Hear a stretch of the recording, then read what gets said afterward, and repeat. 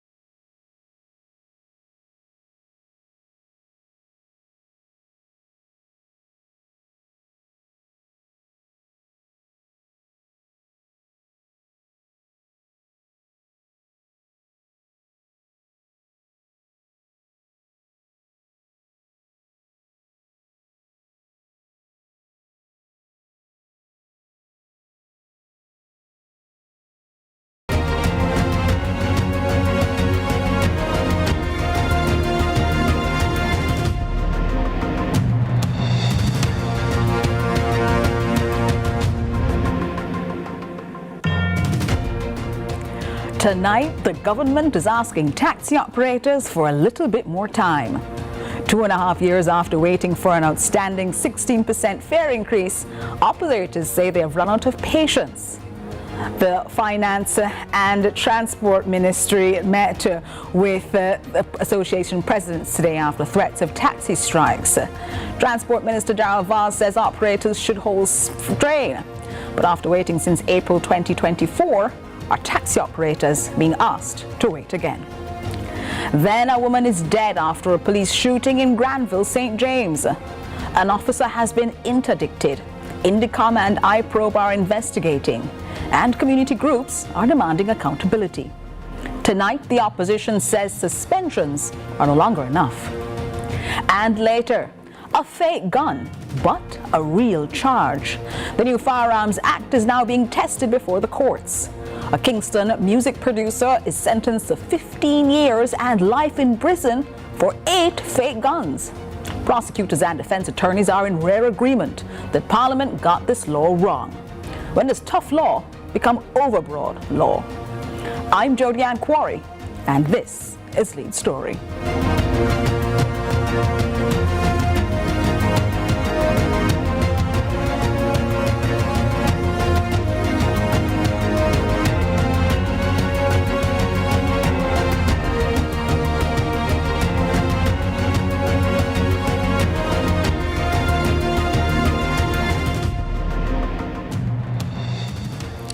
The government is asking taxi operators for a little bit more time.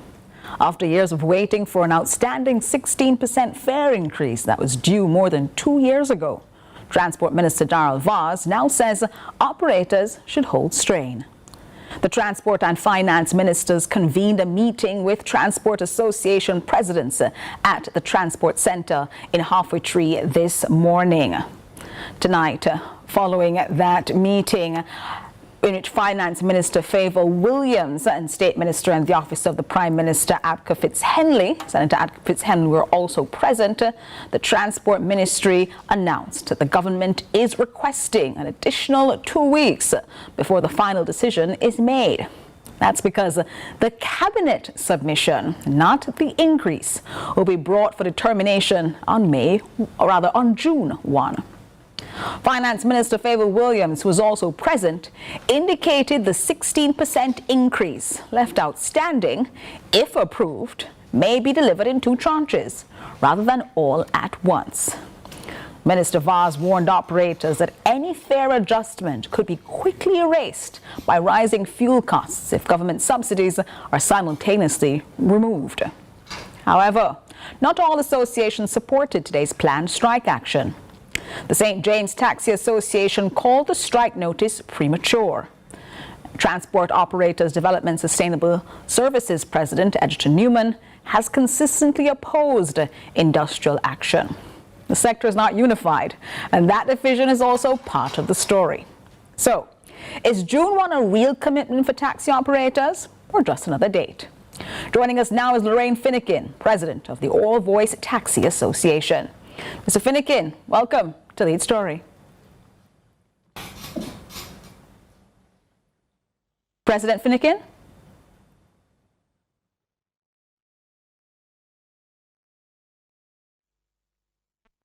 We're making sure that President Finnegan can speak with us right now to update us on the situation confronting taxi association members across the country. This, as some of them threatened to withdraw service today, but en masse didn't do so. However, we spoke with Lorraine Finnegan last week about the concerns of taxi operators as well as what would likely be their next steps. Given that he said, given that this negotiated increase had been agreed in April of 2023, a 35% increase at that time was appropriate. But a brand new 35% increase might be appropriate now, given the cost of the inputs for taxi operators. Lorraine Finnegan is online with us, but we're making sure that he can hear us clearly and you can hear him clearly as we speak about what took place today with the finance minister along with the minister of transport meeting with taxi operators and state minister and the minister, or rather in the office of the prime minister, Senator Abka Fitz-Henley, having these conversations with transport stakeholders. President Finnegan, are you still in a position to be able to speak to us this evening as we're making sure? Yes. I'm hearing you on audio, but not on video. All right, then. We'll have this conversation on audio while we then make sure that you can be heard. President Finnegan, last we spoke, and that was last week, your position was clear. You needed the 16% increase. You're fighting for it, though, through dialogue. What changed between when we spoke last week and the decision by some taxi operators to threaten withdrawal of service today? All right, so let me address the withdrawal of service. There was no planned withdrawal of service, and there were no organized withdrawal of service across the length and breadth of Jamaica. What happened Saturday morning is that a live video went out early Saturday morning. The person in the video made some comment about plans being made for a withdrawal of service, and then a voice note followed shortly. And the voice note states that President Finnegan and President Pattison are the organizers of that withdrawal of service. And it was planned in a way that there would be several blocking of road. Well, immediately after those videos and voice notes went out, the police get in touch with me, and I must say that I had been having communication Saturday with the police right up until 8 o'clock. And so I assured them that one, there was no planned demonstration withdrawal of service. And even the Friday before the Saturday, myself and President Pattison had dropped off 3 letters at the Minister of Transportation as it relates to a meeting in regards to the 16% and other related issues. So to clear the air, there was no plan across Jamaica for any form of withdrawal of service or demonstration. You've mentioned today, President Pattison. Which association is President Pattison part of? Independent Road Taxis Association. It is one of the newest road taxi associations, and it came here that came on the horizon in February of 2026.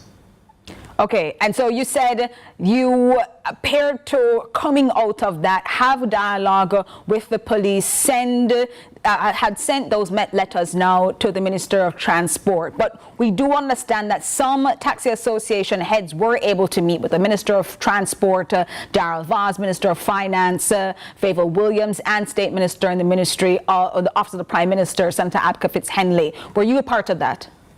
Yes, I was. What was the end result of that meeting today? All right, the end result, we have been getting several verbal commitments from the minister in March of 2026 for the 16% to be made available to us in June of 2026.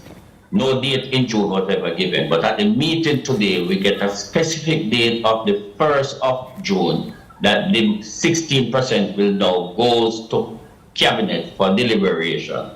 And at the end of cabinet, the 1st of June, we will be told two things. One, what date in June will the 16% be granted? And two, if we will be getting it in 16% or in tranches of 2. Well, we have rejected any tranches of 2. We will wait until the 1st of June, but we want the 16%. And that tranche, those tranches, that is the breaking up of that 16%, let's say, for example, into 9% and 7% instead of a full 16% as had been requested, is something that Minister of Finance, Favour Williams, we understand, had put on the table. Are you disappointed, though, that June 1 moved from what initially had been announced, we understood, which is that you would get the 16% on June 1, to now this announcement today that the 16% would be brought before cabinet on June 1?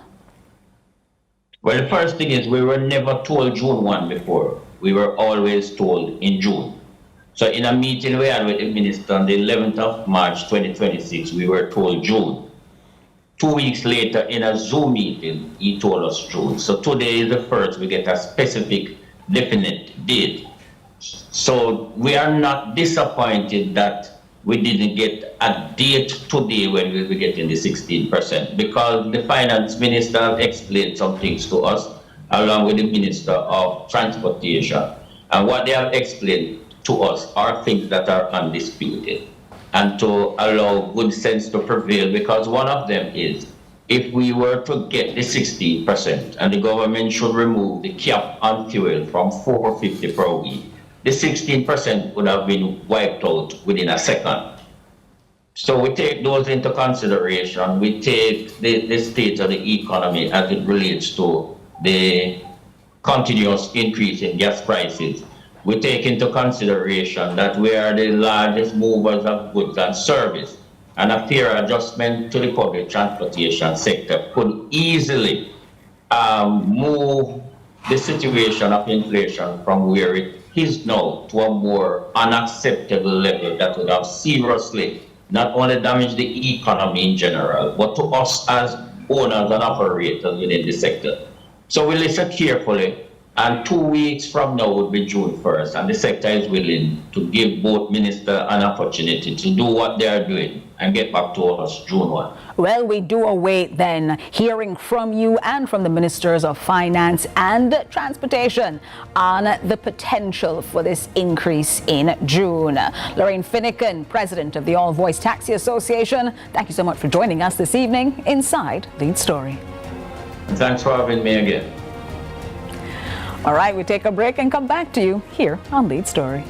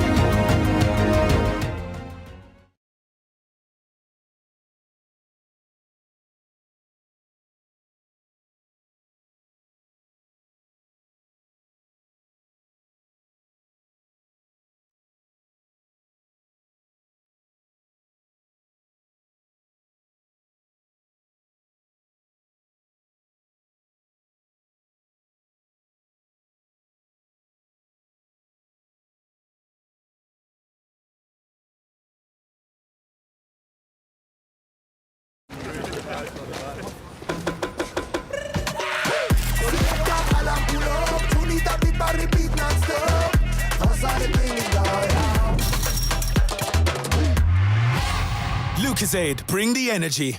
Unbeatable taste, new look. Jamaica's unemployment rate has fallen to 3.3%, down from 13.2% in 2016. Our government's continued focus on job creation is delivering real results. We are building Jamaica. The time by the Office of the Prime Minister is... Businesswoman, a mother of two, and a resident of Guns Drive in Granville. She was known in her community as Buju. She was, according to reports, among residents protesting the fatal shooting of 17-year-old Tajay Edwards, also allegedly involving police, 1 week earlier in the same community. The interdicted officer was allegedly there to provide crowd control for that protest. Interdiction means the officer has been officially suspended from active duty while an investigation is pending. Well, Indicom has also confirmed that none of the 3 officers reportedly assigned to crowd control duties at the protest were issued or wearing body-worn cameras. Community groups have expressed outrage.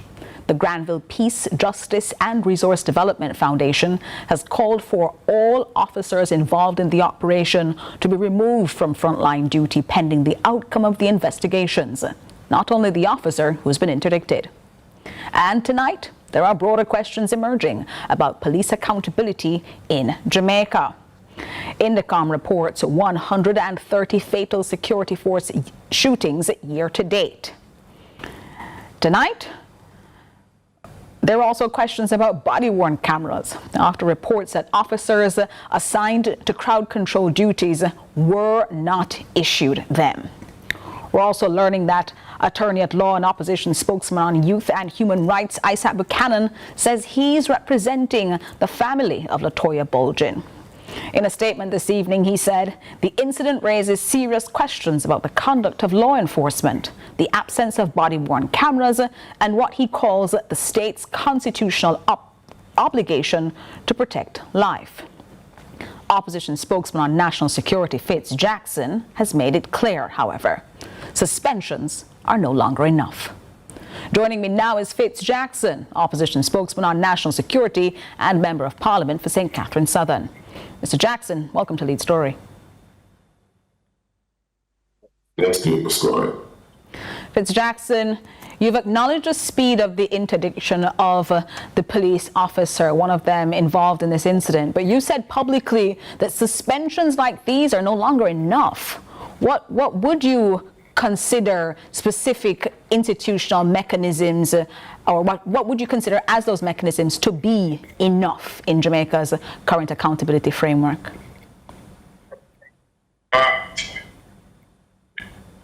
Early stages of the coronavirus, and we had the restrictions. A gentleman came on television and made some derogatory remarks about the Prime Minister. He was apprehended by the police. He was locked up.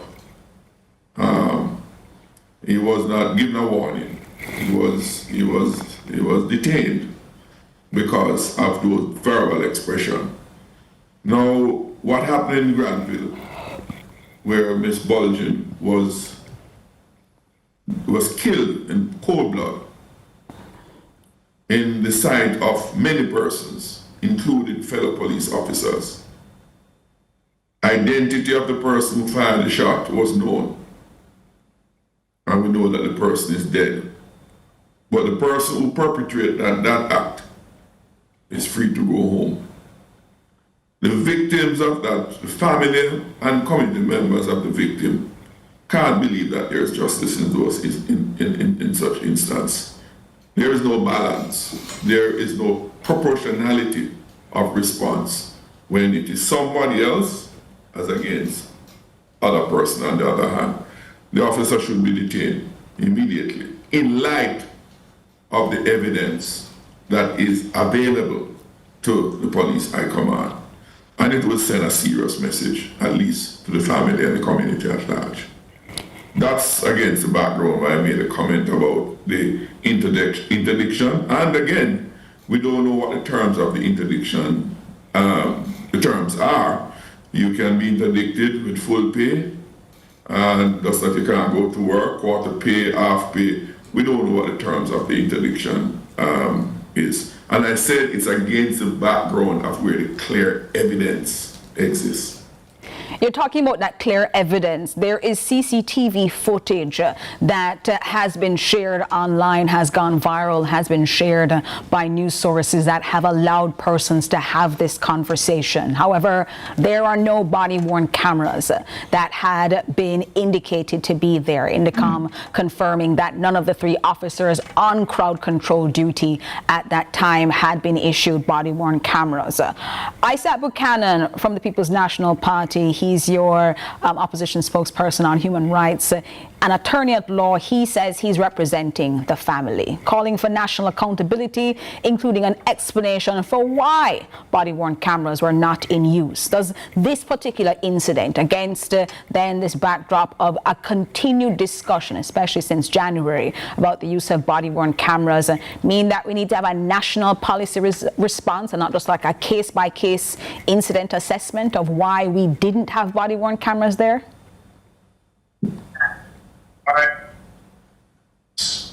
Or not, was not satisfied about the explanation being given or the rationale being given why body-worn cameras are not operational.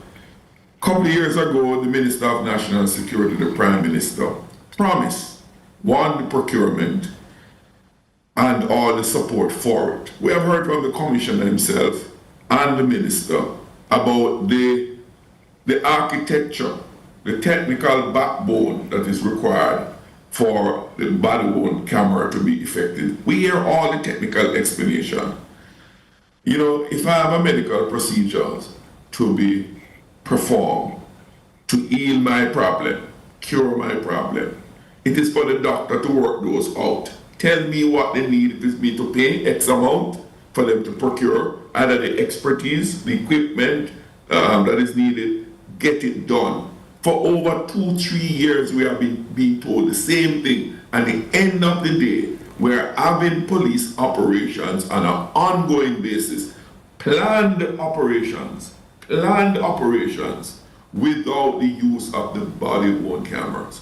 And let me say this, it is imperative for that to be in place for a myriad of reasons, amongst them to protect the integrity of the police officers who are important to us and who are dear to us. We as a people and as a country, we rely on the police. Their integrity is important.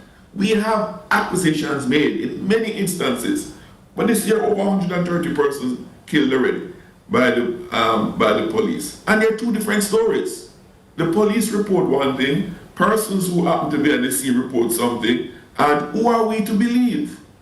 It is elusively clear that with the use of the body-worn camera, we can remove those doubts from people's mind. Those who are victims, and justifiably so, because I'm going to repeat what I've said many times over, anyone that attack a police, threaten the life and safety of a police, and they should be killed in protection of their life, I don't have a difficulty with it.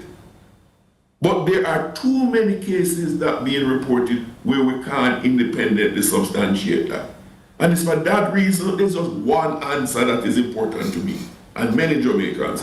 Where are the darn things on your planned operations so that we can remove as much doubt as possible? It is as simple as that. In the instant case, many persons are saying if it wasn't for the CCTV and other persons who are videoing, they are pretty confident that the report would be somebody draw a gun on the police, return fire, and they were shot by the police. Fitzjackson, there are also concerns that have been raised about what happens when someone is injured around police officers, because in other jurisdictions there are concerns about what have been called false rescues, where shooting victims are transported by the police rather than emergency services.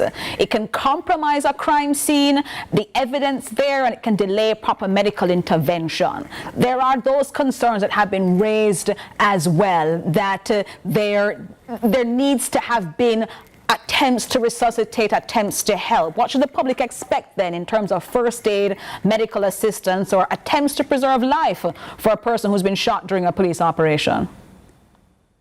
Look, we live in a jurisprudence that says everyone is innocent until proven guilty. And even if someone attempt to injure the police officer or anybody else, and you have to shoot that person, the first thing is to preserve that person's life, even if they are guilty. Even if they are guilty. So all the precautionary steps, all the preventative steps to prevent death ought to be taken. That happens in a lot of other jurisdictions, right? Why can't we here? Well, we do have force orders here that say that this is something that is expected by Jamaica Constabulary Force officers as well. Well, at this point, I need to better inform my own self in terms of what the standing procedures are in that regard. But in the absence of that, I don't need to read anything to tell me that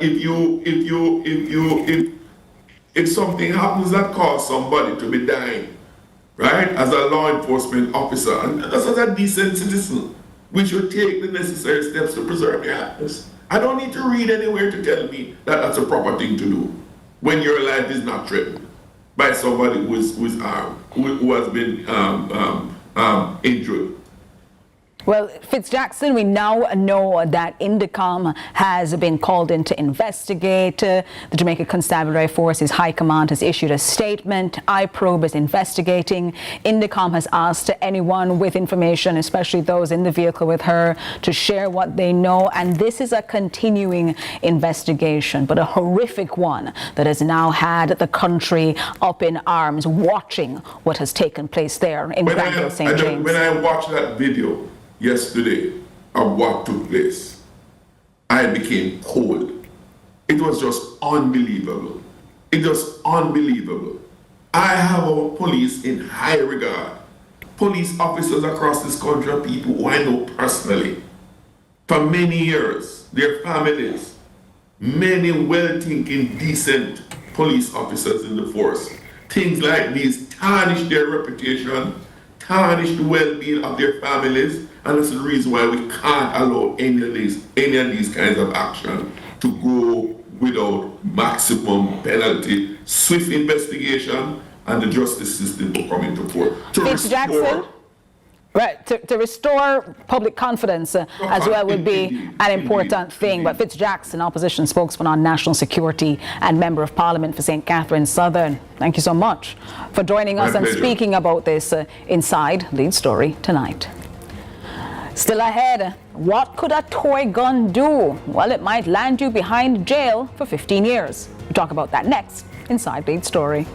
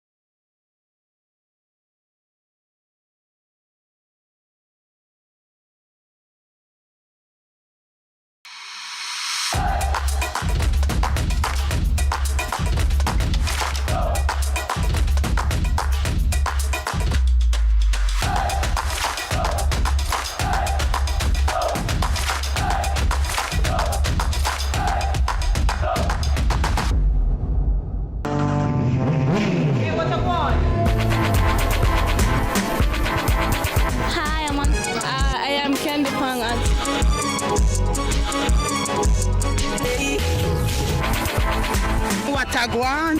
What's a guan? That's a go on, pa. What a guan? What a guan? What a one!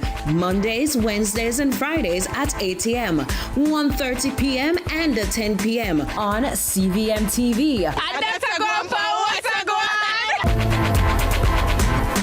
Jamaica, make we do the right thing. Make we live good today for a better tomorrow. Talk it out. Don't fight it out. The time by the Ministry of National Security is 6:30. How severe the law can be. In December 2023, a joint police military operation entered the home of 47-year-old Ewayne Price, a Kingston music producer, at Grandspend Drive in Kingston 8. They found 8 imitation firearms.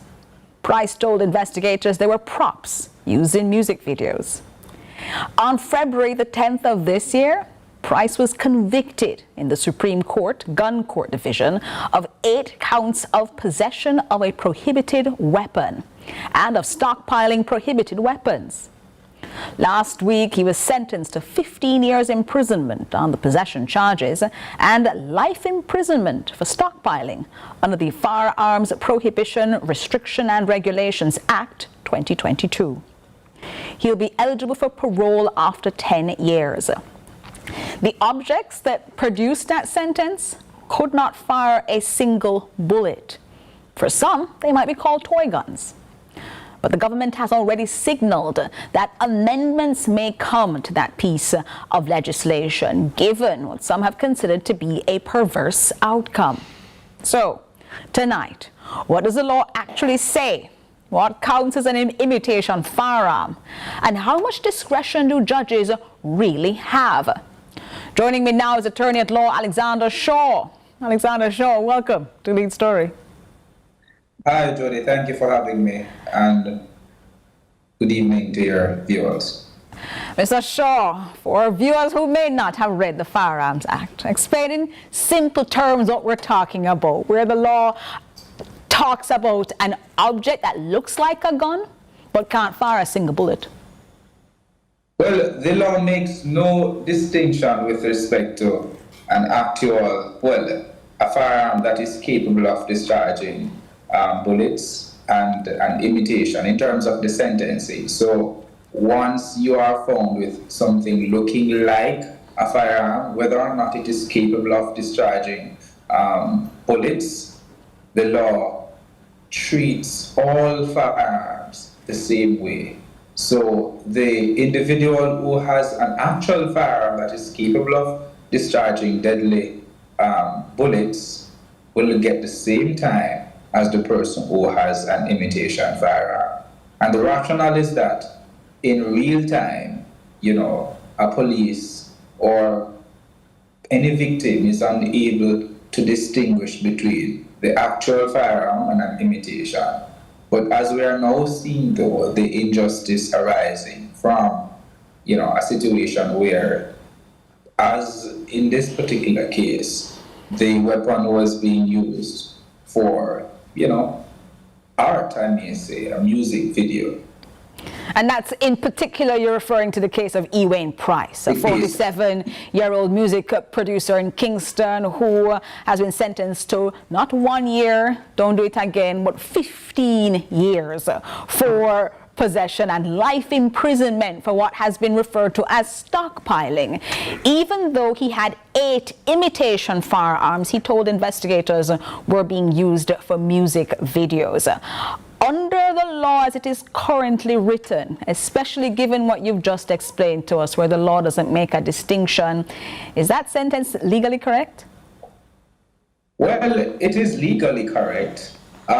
This new Firearm Act does not allow for judicial discretion, and we have been arguing at the bar that, albeit the Privy Council has said that mandatory minimum sentences are constitutional, we believe that they have the impact of taking away judicial independence, and that principle of sentencing that each case should be decided on its own facts, and a judge should take into account the person in the dock, meaning that place where the accused person stays for the entire trial, meaning the person's antecedents as well, who this person is when, applying a sentence. But this particular legislation does not allow for that because there is a mandatory minimum. It doesn't care who you are or what you are before the court, as in the particular facts that you're before the court for. Once it's a firearm offense,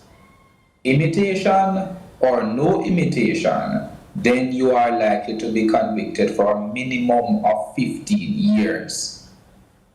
This sounds incredibly unfair to people who are listening to you right now, Alexander Shaw, because then they're starting to think to themselves, are we talking about a toy gun that's a water gun? How close to a real gun does it need to look before the law makes a distinction? But you're saying if you have somebody like this who had these guns, the law calls what he did stockpiling, having those 8 imitation guns, he's using it as a film director, as props in a costume box for a music video, the law doesn't care. That's what the law says. Parliament passes this law, though. Did you think Parliament understood the full reach of what it was enacting when it put this into law?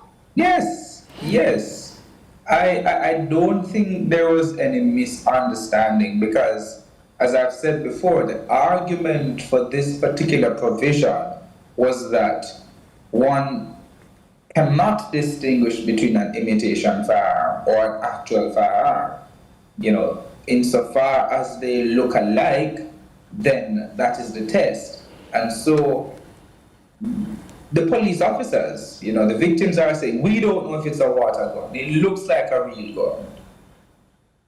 Well, we don't really want to know if it's a real gun. Insofar as you're using it for an unlawful purpose, then that is sufficient. But it is unfair. You have made the point you have asked the question whether it's actually unfair. It is unfair because there's a saying in Jamaica that circumstances alter cases, and that is why Jackass reverses. So I say that to say that the particular circumstances will cause one to consider long and hard whether or not the particular provision is in fact appropriate, but our judges do not have that discretion again. That has been taken away with this new piece of legislation, and we're seeing so many cases of this particular nature, and we will continue to see more until and unless there are amendments to the legislation, because it's not just about this particular provision. There are many other provisions that are problematic. Before we get to those problematic provisions, because I do want to hear from you on this as an attorney who practices in the courts and would have experience in these particular cases, there's an argument that's being raised about it being disproportionate as well. Some saying he wasn't in a circumstance where he was attempting to use this gun against someone, using it and pretending to, either holding them up or the like, with these imitation firearms, and therefore the principle of proportionality, that the punishment is disproportionate to the harm, is being violated here. He has them in a box. He is now met by the police and security forces, the police and the military in that joint operation, and they find him with VED. And these are objects that can't shoot. How strong a constitutional challenge is that? That even if there is some punishment, this punishment is woefully disproportionate. Well, I'm in full agreement with that because, as I've said before, that is the basis for judicial discretion, to allow a judge to consider whether or not the sentence is proportionate. Mandatory minimum sentences take away that altogether. So that concept, that principle of proportionality, is not reflected in sentencing where you have a mandatory minimum. So I'm in agreement with you. This is something that comes to the national attention. You said that there are very many other cases that test this principle as well, especially as this new piece of legislation has now been brought before the country. Let's talk about that next after we take a break here inside Lead Story this evening.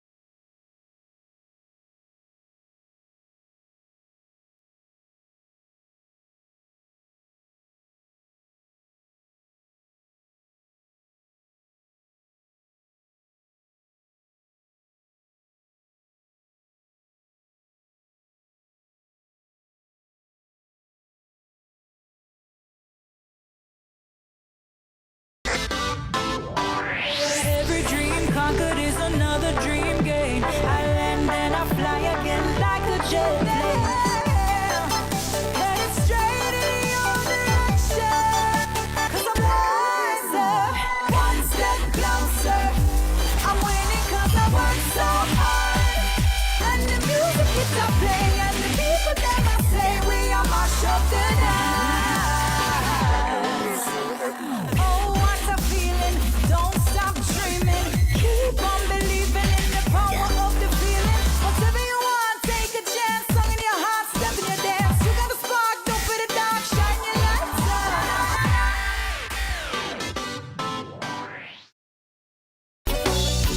Jesus, make me smile again. It will be another evening of foot stomping, head clapping, praise and worship inside Emancipation Park on Labor Day, May 25, starting at 7 p.m. at the National Labor Day Gospel Concert. Come see John Mark Wigan, Prodigal Son, Jabez, Sebastian Braham, Julene Minto, Lubert Levy, and many, many more. Live gospel music at its most exciting in Emancipation Park, Labor Day, Monday, May 25, 7 p.m. And it will be live right here on CVM 8 p.m. When the work done, come give thanks and praise. It's free. Oh Lord, you're the only one. That's why me only not so very long. Hey, hey, hey. Let's delve deep into the issues. We'll take you beneath the surface. Greetings and salutations. My name is Orville Higgins, and it's another edition of Fan Central. Talking to the people at the heart of the top sporting stories.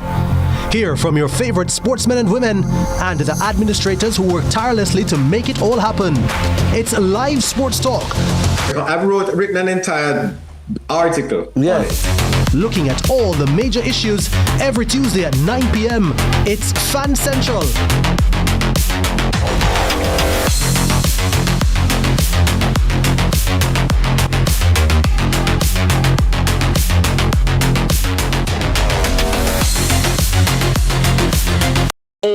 Imitation firearms. You might call them toy guns.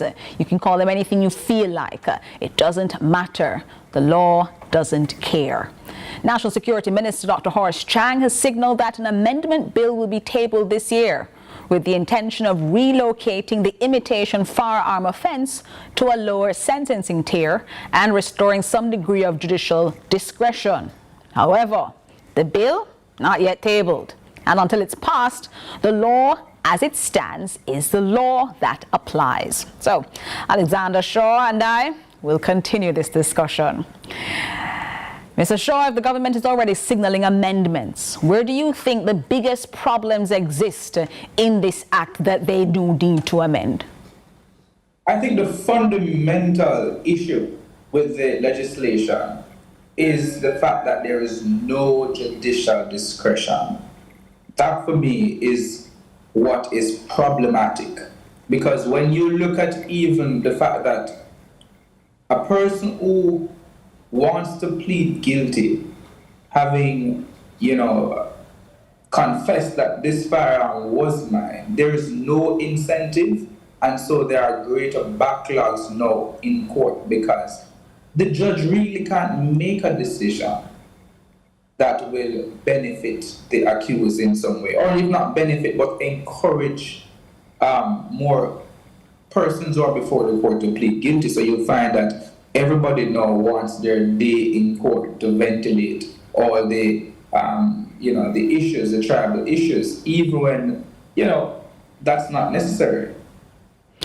So judicial backlog then is one of the issues that you're highlighting with this mindset. But would you also agree that the law currently gives prosecutors too much power and judges far too little flexibility as well? Because once you're charged with it, that seems to be at least 15 years. Yes, and what you find is that you are brought before the court by a police officer who usually initiate the charges. And I don't know that our prosecutors, are brave enough to say, well, this should really be before the court. They want to ensure that, whatever charges are laid, then let the court make a decision.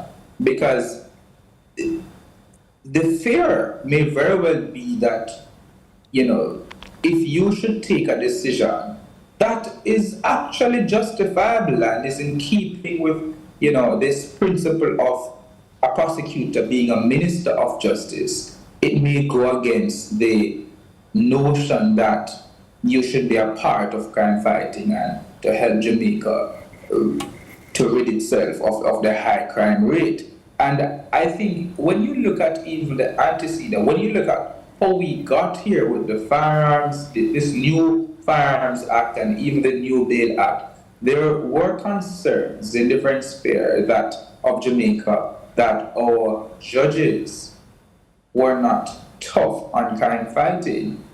And as a result, there were, so many new legislations, the Firearms Act and the Bail Act to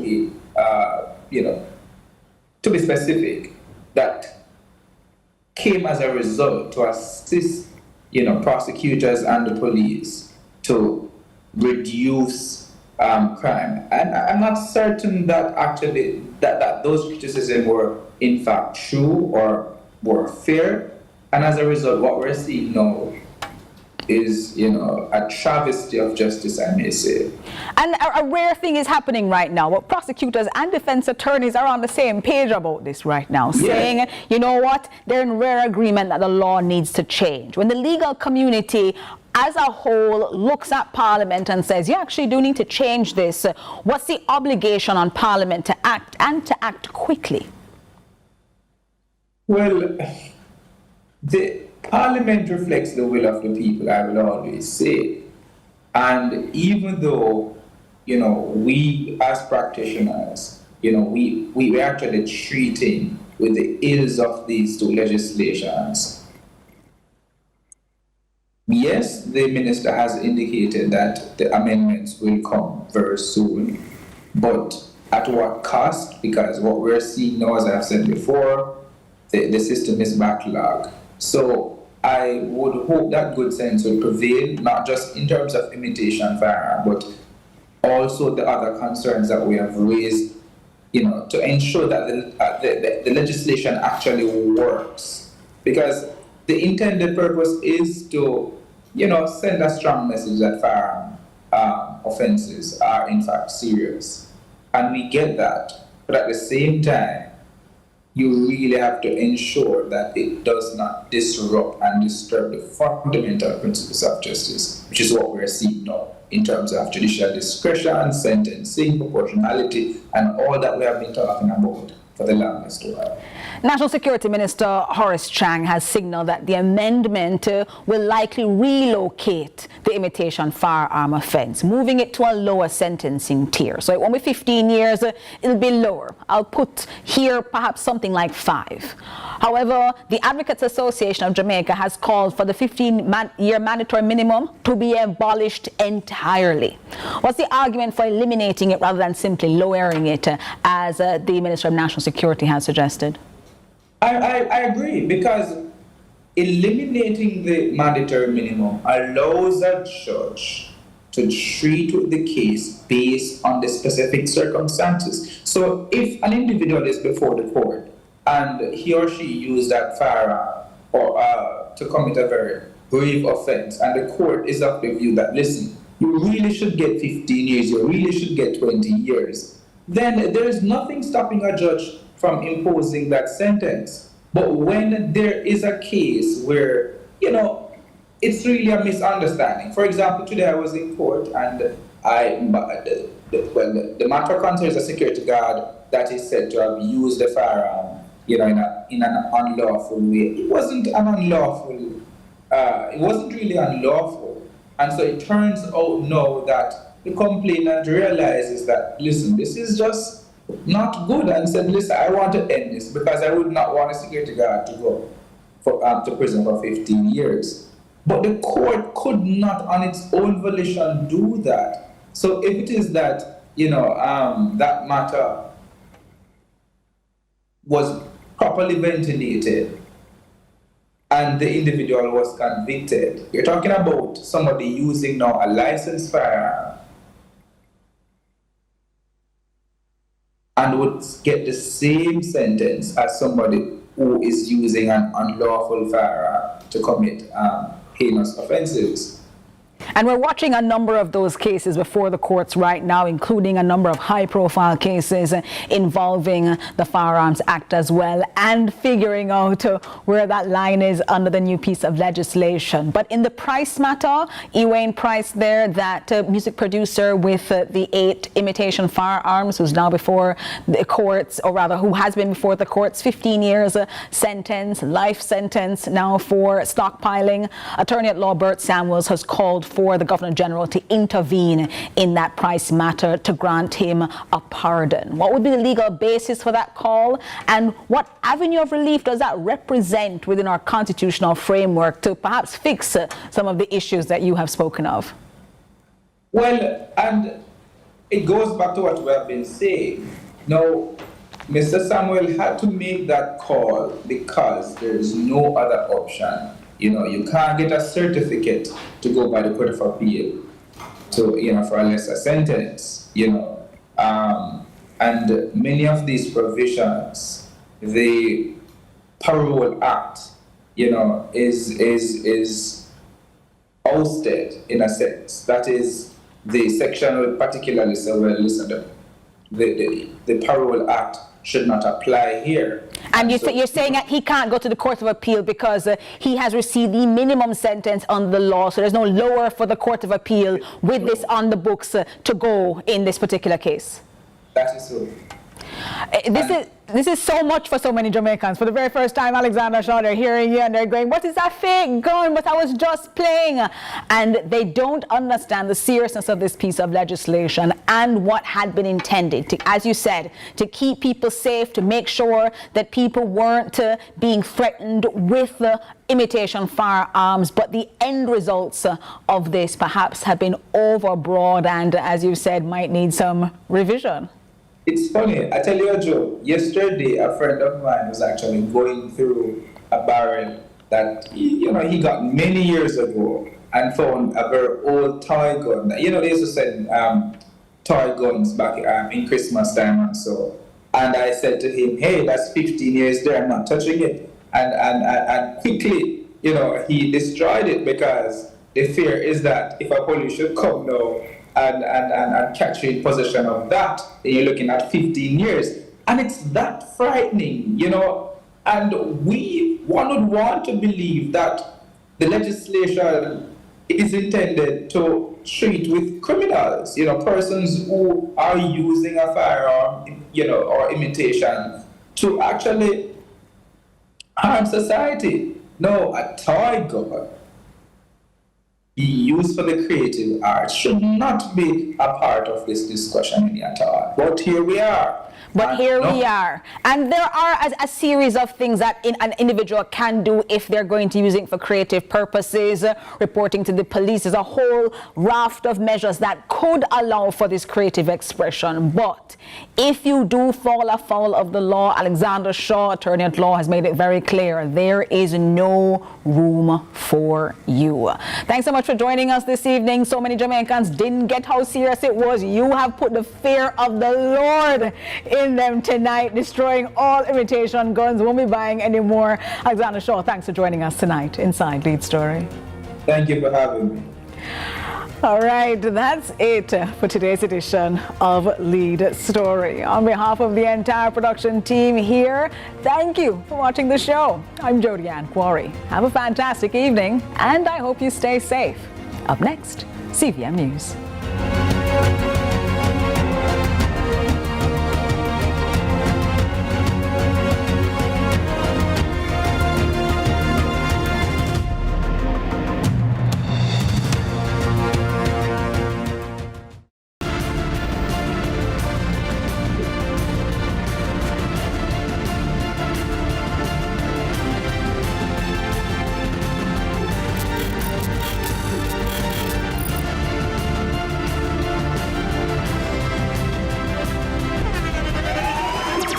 The internationally acclaimed On Stage with Winfred Williams. At a new time, Saturdays at 8 p.m. on CVM TV. So much more than entertainment. This week on Farming Forward, we're coming to you from, whoa, look at that. Real. We're coming to you from Riverdale, is Catherine, and we'll be talking to that young entrepreneur you just saw. He was picking breadfruits, but I can tell you about the chickens that he's been caring for all these years. He'll be talking to us about real yard chickens. Farming forward. We're brought to you by Nutrimix. Tell me, Nutrimix? The big feed. The big feed.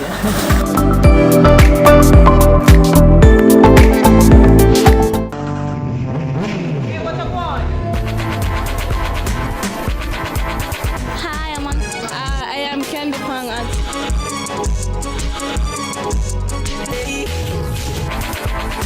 What a guan? What a guan? That's a guan, pa. What a guan? What a guan? What a guan! Mondays, Wednesdays, and Fridays at 8 a.m., 1:30 p.m., and 10 p.m. on CVM TV. That's a guan, pa. What a guan? What is the Popeyes Challenge Cup? The Popeyes Challenge Cup is Jamaica's newest and boldest football competition, featuring David versus Goliath matchups as the best of the best in the country's club football take on those in the second tier of club football.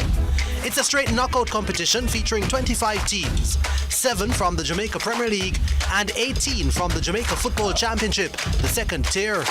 The 7 JPL teams are invited and are ranked based on their finish in the current